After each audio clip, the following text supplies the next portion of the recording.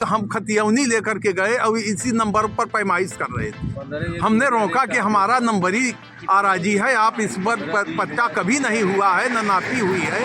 इस पर DRO महोदय और कमलेश तिवारी आ गए और इसके बाद कुछ अनाप शनाप बोले, जैसे गुंडई के बल पर उन्होंने पैमाइश करके और कुछ दलितों और मुसलमानों महाभारत की तैयारी कर नरसंहार की योजना बना। आज आप गए तहसील से कोई अधिकारी मिला आपको? हाँ, ऐसा लगा कि ADM महोदय आए हुए थे और SDM साहब भी थे। हमने अपना समस्या प्रार्थना पत्र दिया और सुनवाई भी हुई। और किस गांव का मामला है आपका? ये राजपुर गांव का है।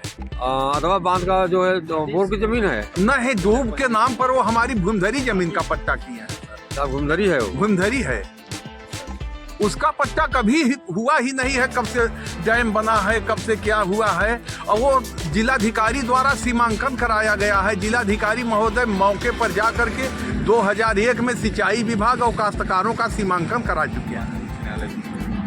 इसके बावजूद जब वो लोग नहीं माने तो हम लोग माननीय उच्च न्यायालय गए हैं। उच्च न्यायालय ने आदेश पारित किया है कि याचीगर को भूमि से बेदखल न किया जाए।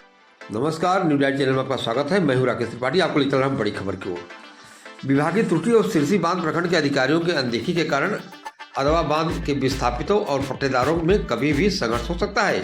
यह बात वहां के किसानों का वायरल हो रहे वीडियो में सुनी जा सकती है, जिसमें पीड़ित किसान द्वारा कहा जा रहा है कि महाभारत तैयारी और नरसंहार की योजना तैयार की जा रही है। अगर इस पर प्रशासन नहीं जगा तो निश्चित वहां पर अशांति फैल सकती है।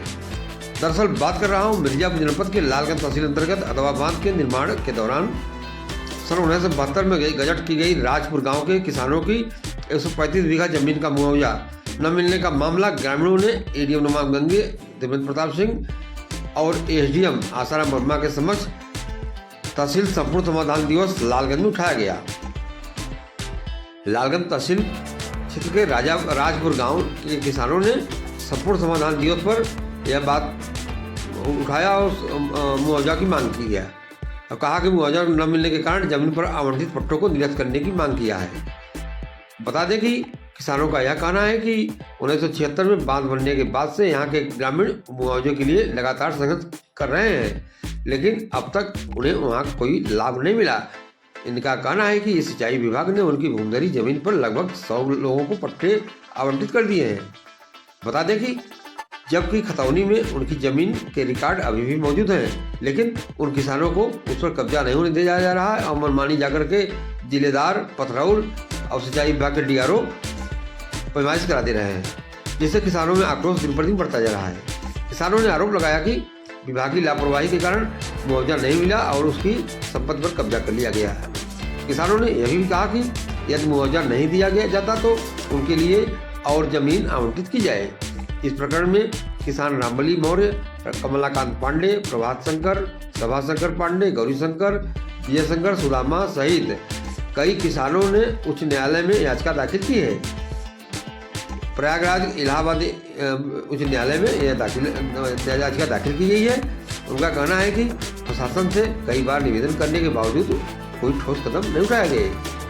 माननीय उच्च न्यायालय ने इस मामले की सुनवाई करते हुए निर्देश दिया है कि याचिकाकर्ताओं की याचिका पर वर्तमान स्थिति बनी रहेगी और किसानों को न्याय मिलने तक कोई न कार्रवाई की जाएगी। इसके अलावा अदालत ने यह भी स्पष्ट किया है कि यदि प्रशासन ने समय रहते इस मामले का समाधान नहीं निकाला तो न्यायालय सख्त कदम उठाने को तैयार हो रहेगा।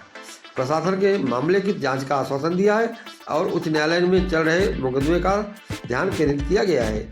यह मामला अब प्रशासन और न्यायालय के पास है, जो यह तय करेगा कि इन किसानों को कब और कैसे न्याय मिलेगा। इस संबंध में SDM लालगंज आसाराम वर्मा ने बताया कि मामले की जांच कर आवश्यक कार्रवाई की जा रही है। सब कुछ हुआ सर आपको मालूम है तो क्या हमसे पूछते हैं? नहीं तो लिखित है कुछ आपके पास, लिखित हो लिखित दीजिए। यहाँ लिखित कोई लेख थोड़ी आया है। तब लिखित नहीं लेके आए हैं तो मौके पर आप आए हैं। लिखित ऑफिस में रहेगा कि यहाँ रहेगा, हम लोग लेके कर देंगे। ऑफिस है ना वो।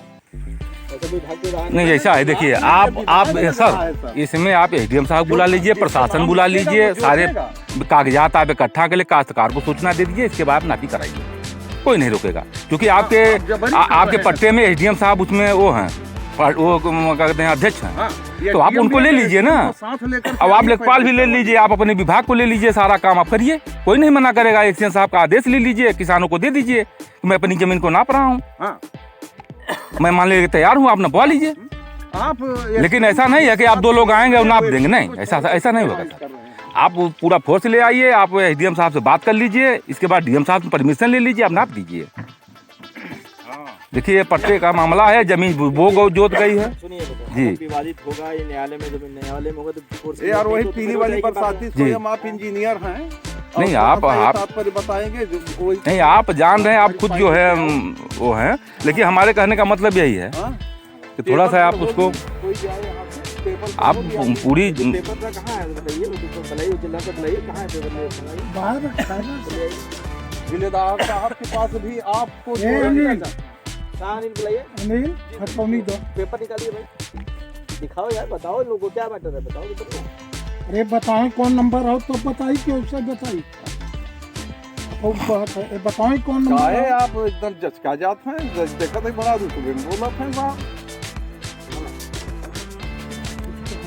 हम तो बचपन नहीं है, हम बात नहीं, कागज वाह कागज आप मिलान कर लीजिए, जानकारी कर लीजिए। अगर कोई विरोध कर रहा हम है, भी आपके काश्तकार है, विस्थापित है, हमारी जमीन अलग कर दें, आप अपनी जमीन अलग करके इसके बाद दे दे, गरीबों को दे दे, विस्थापितों को न दे। विस्थापित तो आपके दुश्मन है साहब, कभी भी नहीं बुलाया गया यहाँ विस्थापितों को, नहीं केवल पट्टेदारों का जमावड़ा करके आप विस्थापित जो बहुत जिनके ज्यादा पास झगड़ा जमीन लगा है, देते हैं। आज तो मैं विस्थापित हम लोग कैसे नापने के लिए मानेगा? आए, यहाँ पे आए हुए हैं, ऐसा तो नहीं। क्यों नहीं, वो नियम खत्म हो जाता है, शासनादेश खत्म है। जमीन है तुमको नहीं ये कहाँ लिखा गया है आपके शासनादेश में?